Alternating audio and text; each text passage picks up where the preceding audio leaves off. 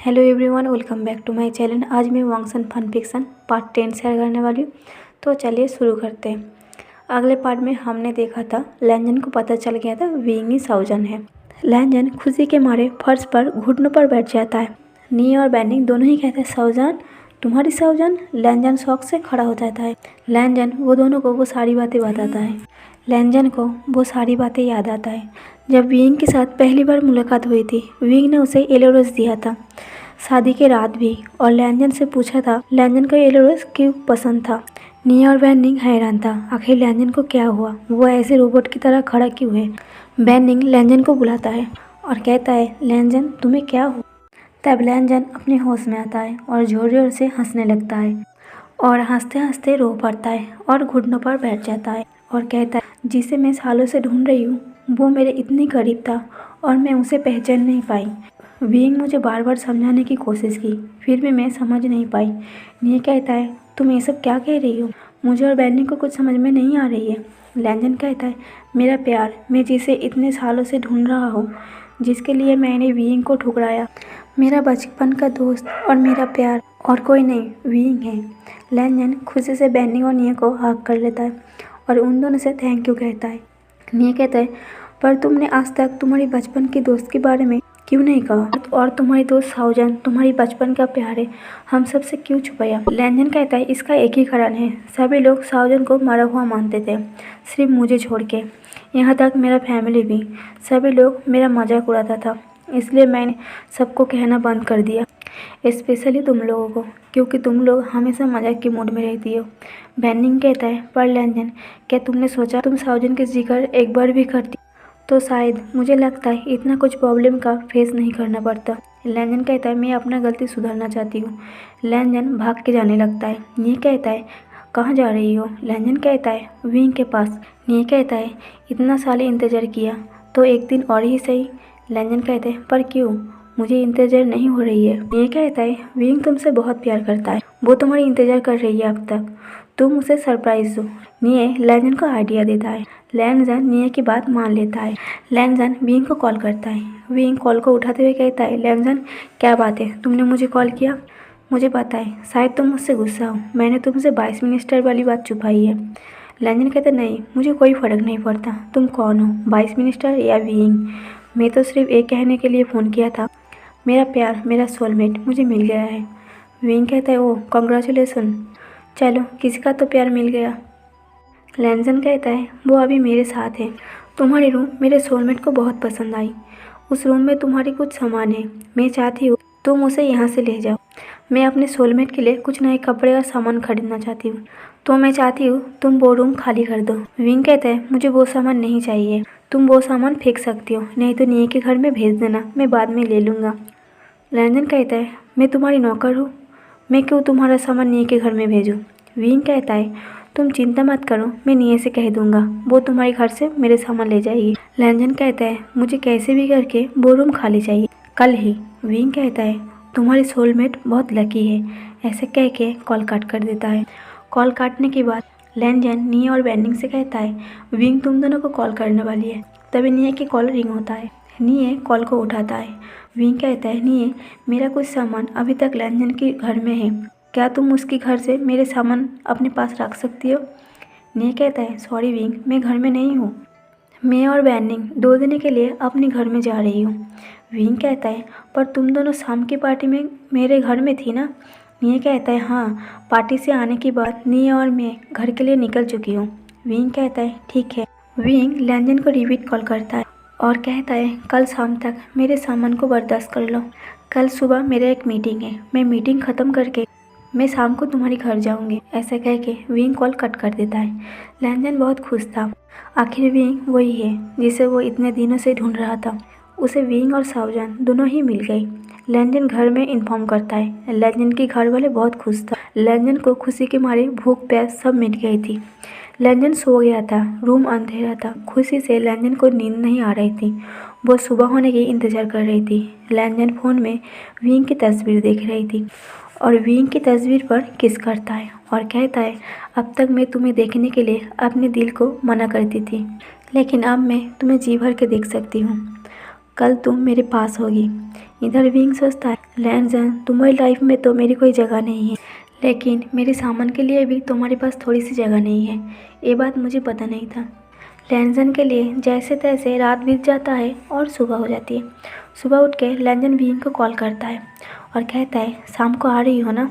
Wing कहता है वैसे मेरा ज़्यादा कुछ सामान नहीं है, फिर भी तुम कह रही तो मैं 9 बजे आ जाऊँगा।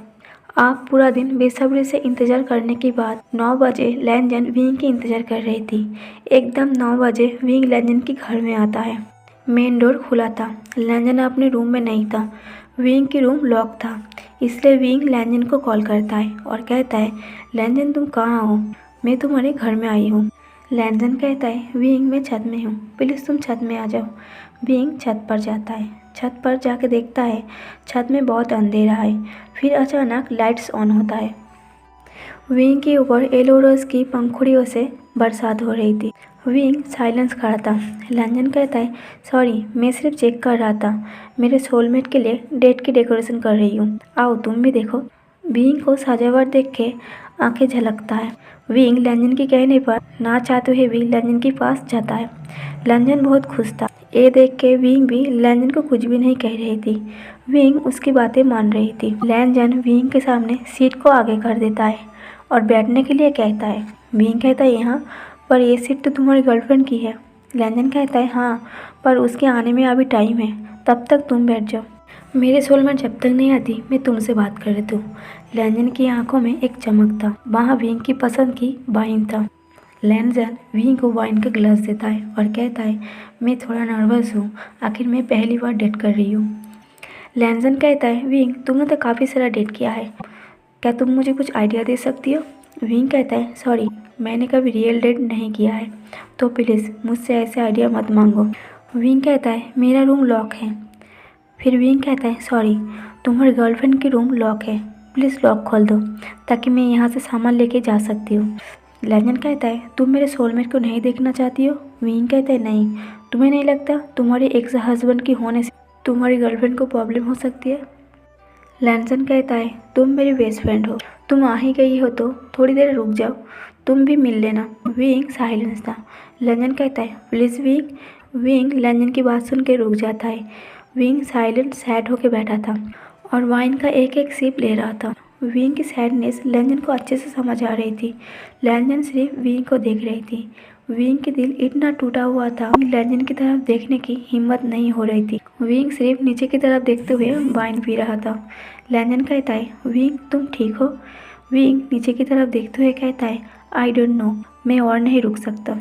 लैंजन कहता है ठीक है, ये लो रूम की चाबी और रूम से अपना सामान ले लो। विंग वो चाबी लेके रूम में जाता है। रूम खोलते ही विंग देखता है रूम बहुत खूबसूरतियों से सजा हुआ था। हर तरफ कैंडल और फूलों की पंखुड़ियों से रूम सजा हुआ था। बेड की सजावट देख के विंग को समझ में आ रहा था इस रूम को हनीमून के लिए रेडी किया गया है।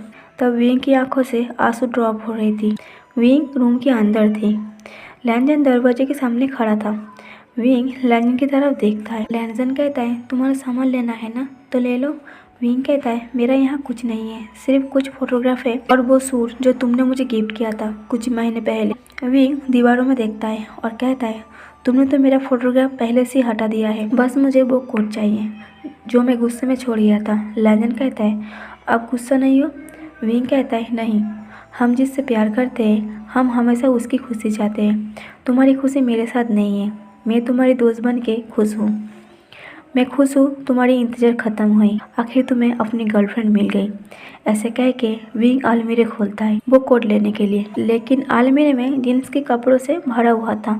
विंग सोचता है लैंजन ऐसे कपड़े नहीं पहनती है, फिर विंग उस बात को इग्नोर करता है। विंग लैंजन से कहता है यहाँ तो कुछ भी नहीं है।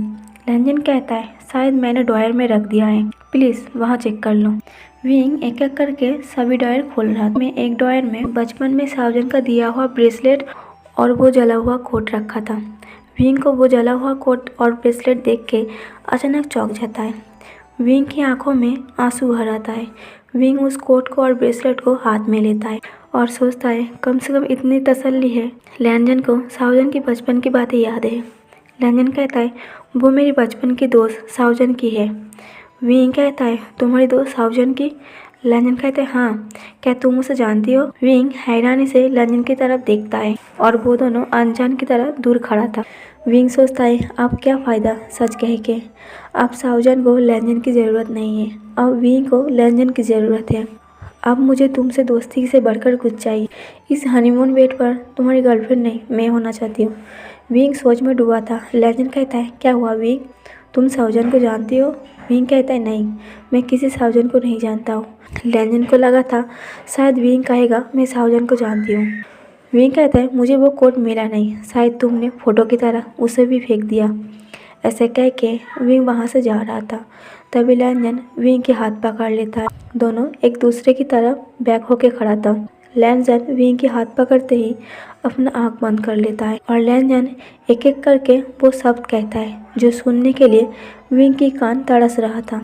लैंजन कहता है आई लव यू विंग।